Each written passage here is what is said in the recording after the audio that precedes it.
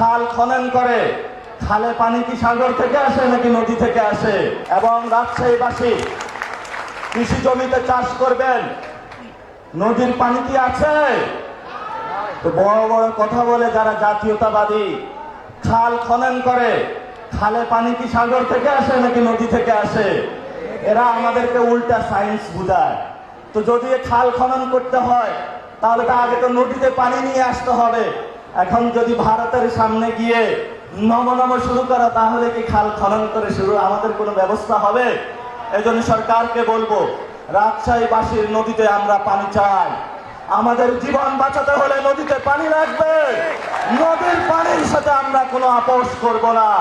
যদি সরকার রাজশাহীবাসীর নদীতে পানি না নিতে পারে, আপনারা দরকার হয় নদীর পানির জন্য, জীবন বাঁচানোর জন্য ঢাকায় ভারতের দিকে লং মার্চ দিবেন।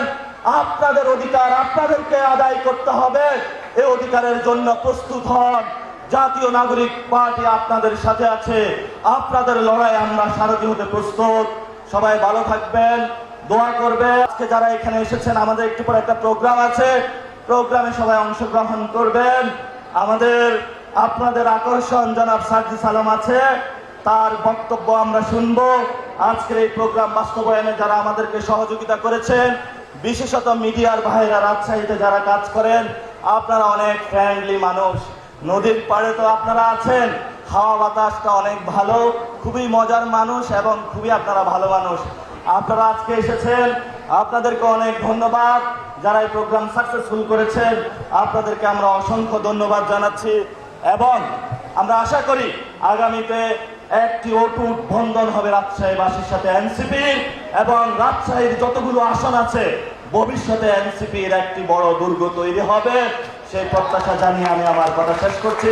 আসসালামু আলাইকুম ওয়া রাহমাতুল্লাহ। সময় বেশি নিয়ে গিয়েছি, রাগ করবেন না। আপনাদের রাজশাহী আমার খুব একটা, যখন আমি দাবিতে পড়াশোনা করতাম রাজশাহী ভার্সিটিতে ঘুরতে আসতাম, খুবই মজা লাগতো, নদীর পাড়ে বসে থাকতাম। তো ফলত আপনাদের এই যে রাজশাহী, এটা অনেক মজার জায়গা, এটা আল্লাহর একটা বড় নিয়ামত।